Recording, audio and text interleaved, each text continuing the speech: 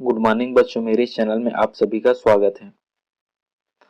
आज हम लोग पढ़ेंगे अध्याय 19 क्षेत्र मिति 2।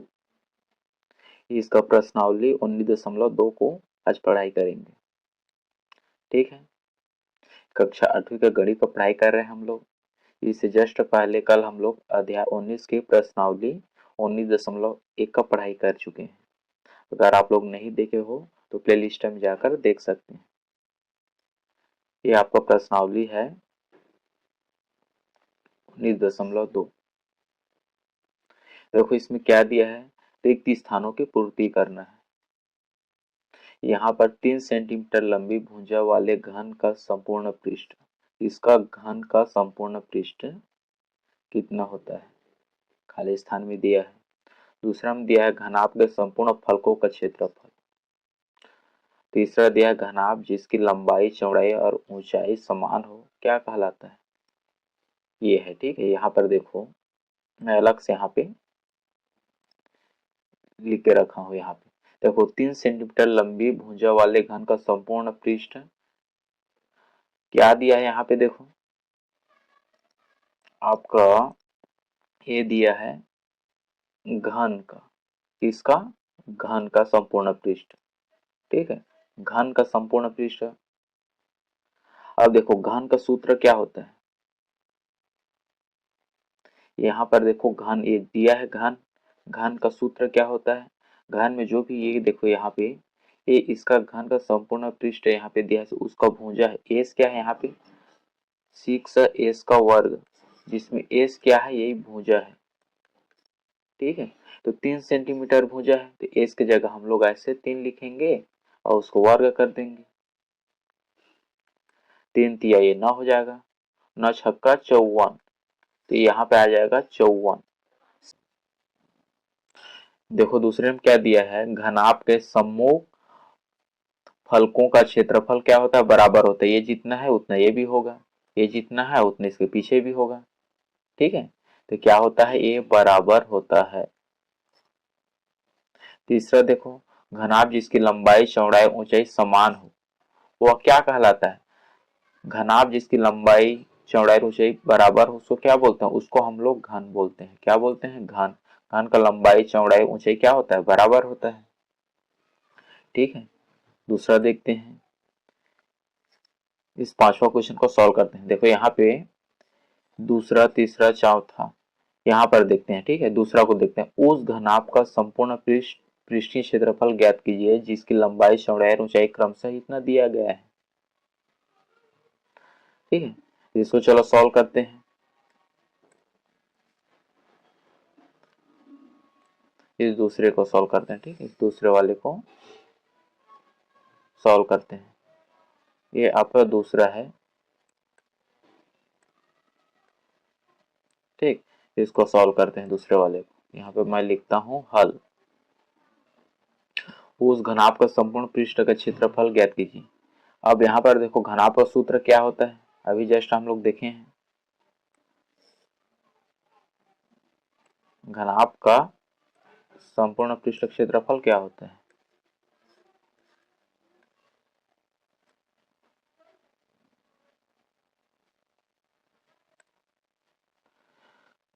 इसको मैं छोटा करता हूँ, ठीक है। ये हो गया छोटा, ये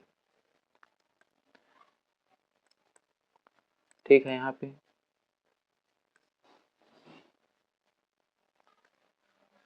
ऐसे, ठीक। देखो यहाँ पर घनाभ का संपूर्ण पृष्ठीय क्षेत्रफल ज्ञात कीजिए जिसकी लंबाई चौड़ाई और ऊंचाई क्रमशः दिया गया है, ठीक है। तो ये क्या है, देखो घनाभ का संपूर्ण पृष्ठीय क्षेत्रफल होता है, ये इसका सूत्र है। तो 2, यहाँ पे लंबाई क्या दिया है 6.5 लिख देंगे, प्लस ऊंचाई 4.5, और यहाँ पे क्या है चौड़ाई 2, ठीक है। सबको जोड़ देंगे। अब यहाँ पर देखो 6 4 10 11 12 13 हो जाएगा, और 13 दूने 26, ठीक है। क्या होगा 26 चलो दूसरा को सॉल्व करते हैं। ठीक है, देखो दूसरा में क्या दिया है, उस घनाभ का संपूर्ण पृष्ठीय क्षेत्रफल ज्ञात कीजिए जिसकी लंबाई, चौड़ाई और ऊंचाई क्रमशः 6.5 सेंटीमीटर, 4.5 सेंटीमीटर और 2 सेंटीमीटर है।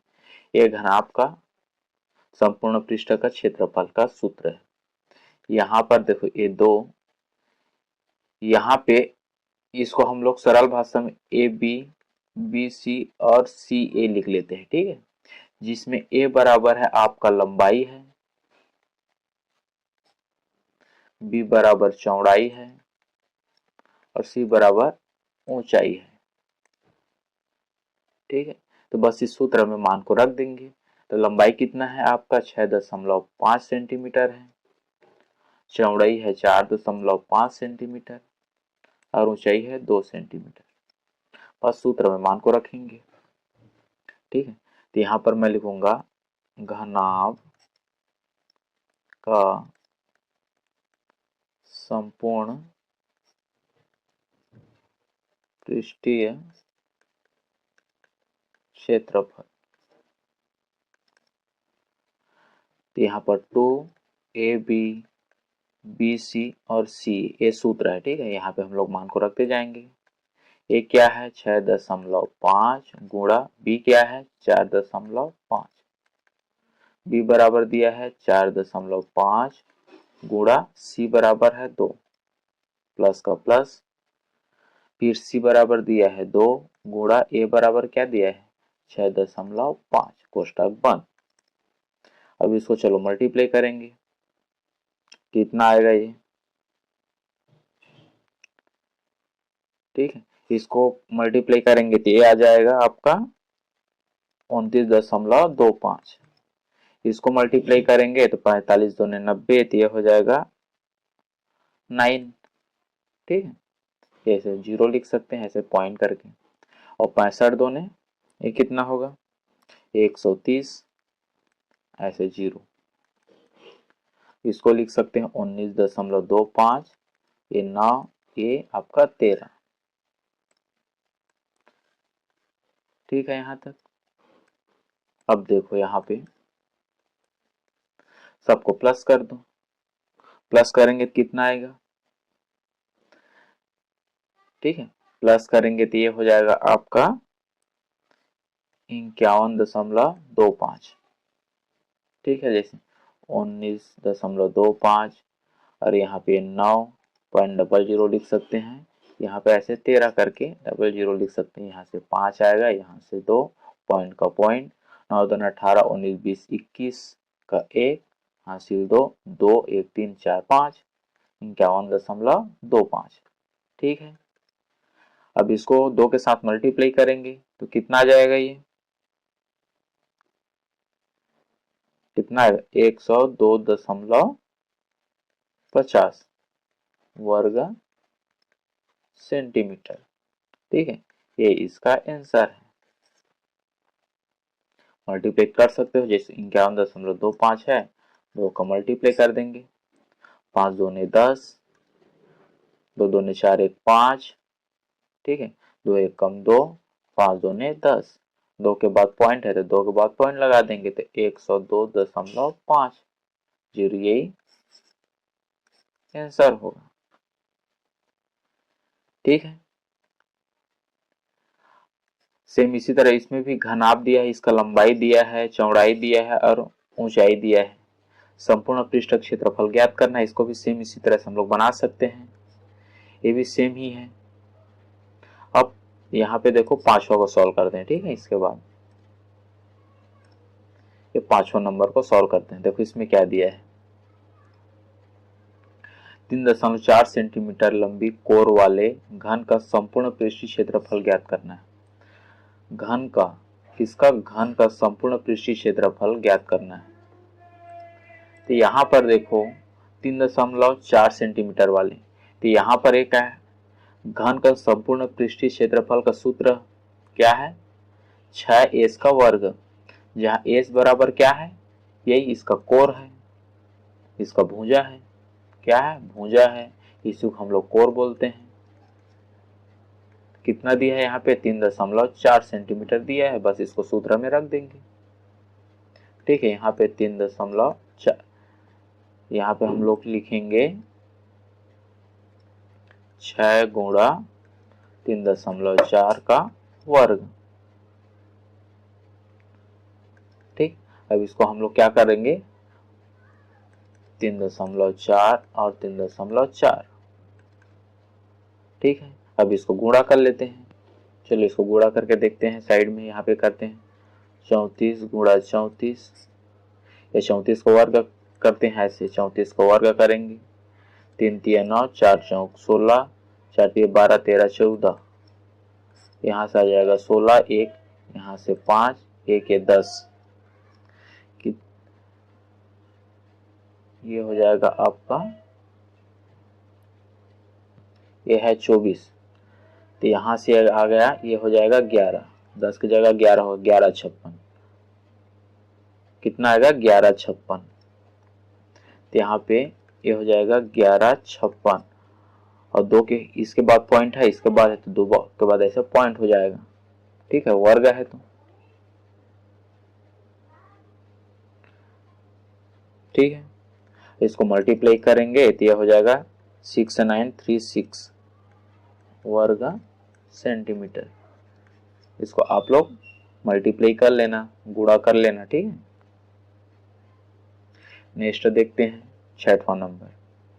यहाँ पर देखो, उस घन के कोर की लंबाई ज्ञात कीजिए जिसकी संपूर्ण पृष्ठ, यहाँ पे देखो क्या दिया है, कोर की लंबाई ज्ञात करना है, किसका, घन का।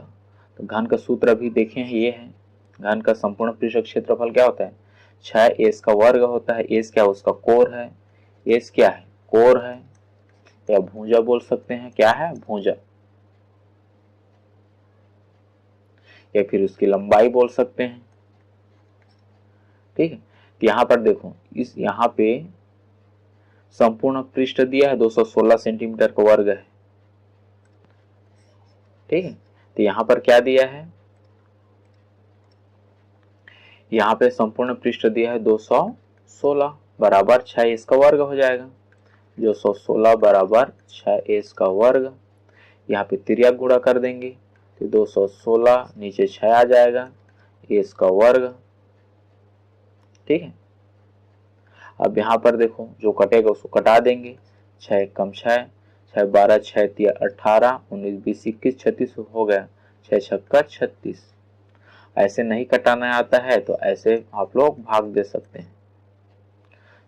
6 12, 6 तिया 18, माइनस करेंगे ये 3, ये 6 नीचे उतर जाएगा, फिर 6 छक्का 36।